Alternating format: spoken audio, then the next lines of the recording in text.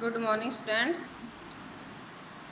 आज हम कक्षा 12वीं से विषय हिंदी और विषय हमारे हिंदी की पाठ्य पुस्तक आरोह से है गद्य खंड से पाठ नंबर 16 नमक। इस लेसन को हमने कल रीड किया था और समझा था। आज हम करेंगे इसके प्रश्न।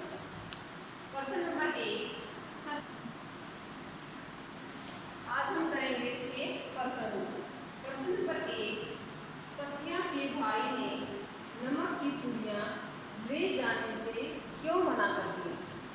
जब सफिया ने अपने भाई से कहा था कि उसे नमक लेकर जाना है तो उसके भाई ने मना क्यों कर दिया? उत्तर देखिए, सफिया के भाई ने नमक की पुड़ियाँ ले जाने से इसलिए मना कर दिया क्योंकि नमक पाकिस्तान से सरहद पार हिंदुस्तान ले जाना गैर कानूनी, क्योंकि भारत और पाकिस्तान का विभाजन हो चुका था। फिर उसे वह नमक लेकर जहाँ से जाना था वहाँ कस्टम अधिकारियों से पकड़ लेते, जिसे सफिया के साथ साथ उसकी यानी उसके भाई की तथा उसके परिवार की भी बेइज्जती हो जाती। इसलिए सफिया के भाई ने उसे नमक की पुड़ियाँ ले जाने से मना किया था।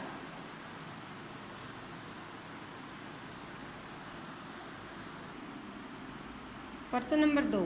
नमक की पुड़ियाँ ले जाने के संबंध में सफिया के मन में क्या द्वंद्व था? उत्तर, सफिया को सुबह ही पाकिस्तान से रवाना होना था, इसलिए उसे रात को सामान की पैकिंग करनी थी। सारी चीज़ें समेटकर सूटकेस और बिस्तर बंद में बांध दी गई। केवल कीनू की एक टोकरी तथा नमक की पुड़िया रह गई थी। वह सोच रही थी कि नमक की इस पुड़िया को वह कैसे ले जाएगी। सोच रही थी कि अगर इसे हाथ में ले ले और कस्टम वालों के सामने सबसे पहले इसी को रख दे, लेकिन अगर कस्टम वालों ने नहीं जाने दिया तो मजबूरी में हम छोड़ देंगे। लेकिन फिर उस वायदे का क्या होगा जो हमने अपनी माँ से किया है? जान देकर भी वायदा पूरा करना होगा। वह सोचने लगी, यदि इस पुड़िया को कीनुओं की टोकरी में रख लिया जाए तो इतने कीनुओं के ढेर में भला इसे कौन देख पाएगा, और अगर देख लिया वह चिंतित होने लगी। दूसरे ही क्षण वह सोचने लगी, नहीं, फलों की टोकरियां तो आते समय भी किसी की नहीं देखी जा रही थी। हिंदुस्तान से केले तथा पाकिस्तान से कीनू सब ऐसे ही ले जा रहे थे। बस यही द्वंद्व उसके मन में चल रहा था। प्रश्न नंबर 3। जब सफिया अमृतसर पुल पर चढ़ रही थी तो कस्टम ऑफिसर निचली सीढ़ी के पास सिर झुकाए चुपचाप क्यों खड़े थे? जब सफिया अमृतसर पुल पर चढ़ रही थी तो कस्टम ऑफिसर निचली सीढ़ी के पास सिर झुकाए खड़े थे।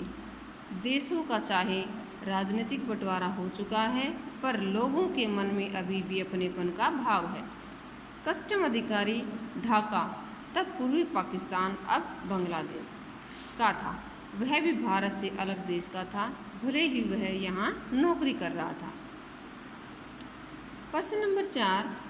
लाहौर अभी तक उनका वतन है और दिल्ली मेरा या मेरा वतन ढाका है जैसे उद्गार किस सामाजिक यथार्थ का संकेत करते हैं? उत्तर, मनुष्य एक सामाजिक प्राणी है।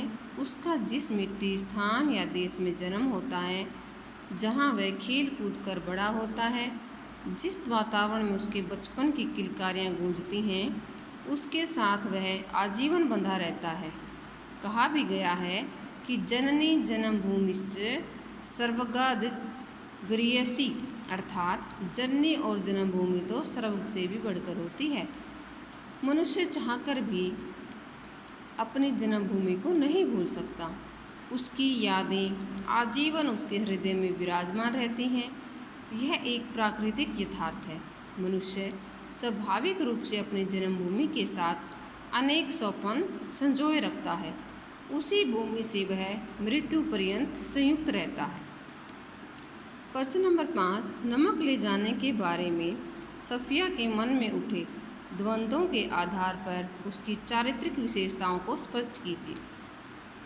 सफ़िया की चारित्रिक विशेषताओं के बारे में बताना है। नंबर 1, प्रखर वक्ता।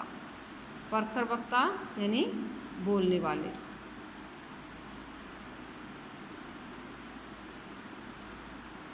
सफ़िया एक साहित्यकार थी, इसलिए वह बातचीत करने में तनिक भी संकोच नहीं करती थी। वह बहस करने में पूर्ण समर्थ थी। नमक ले जाने के बारे में उसका भाई बार बार उसे समझाकर हार जाता है और उसे कहना पड़ता है कि अब आपसे बहस कौन कर सकता है। इस प्रकार सफ़िया एक प्रखर वक्ता है। निडर, वह अत्यंत निडर हैं। भाई के बार बार डराने पर भी कस्टम वालों से वो डरी नहीं, और अमृतसर पर जब कस्टम अधिकारी के समक्ष अपने आप ही निडरता से वो कहती है, देखिए मेरे पास नमक है थोड़ा सा। उसके बाद साहित्यकार, क्योंकि जो सफ़िया एक श्रेष्ठ साहित्यकार थी, उसका साहित्यकार होना हमें उसके भाई के संवादों से पता चलता है। उसके बाद है ईमानदार। सफ़िया एक ईमानदार नारी है। जब सफ़िया का भाई उसे कहता है कि उसे नमक लेकर सरहद से गुजरना होगा, जहाँ कस्टम वाले उसे पकड़ लेंगे, तो वहाँ उसकी ईमानदारी का परिचय मिलता है और वह कहती है कि क्या मतलब, मैं क्या चोरी से ले जाऊँगी, छिपा के ले जाऊँगी क्या, मैं तो दिखा कर ले जाऊँगी। इंसानियत से भरपूर। सफ़िया एक ऐसी इंसान है जिसमें इंसानियत का गुण कूट कूट कर भरा है। वह सरहदों को देखकर अत्यंत चिंता में पड़ जाती है। जब दोनों ओर के व्यक्ति, पहनावा, बोलने का अंदाज सब कुछ एक है, तो फिर ये दो कैसे बने। दृढ़ निश्चयी। सफ़िया दृढ़ निश्चयी नारी है। प्रश्न नंबर 6, मानचित्र पर एक लकीर खींच देने भर से जमीन और जनता बट नहीं जाती। उचित तर्कों उदाहरणों के जरिए इसकी पुष्टि करें, अथवा सीमाएं बट जाने से दिल नहीं बटा करते।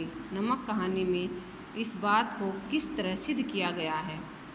उत्तर, जो मानचित्र पर एक लकीर खींच देने से ज़मीन और जनता को कागजी रूप में बांटा जा सकता है, लेकिन वास्तविक सत्य यह है कि ज़मीन को चाहकर भी नहीं बांट सकते,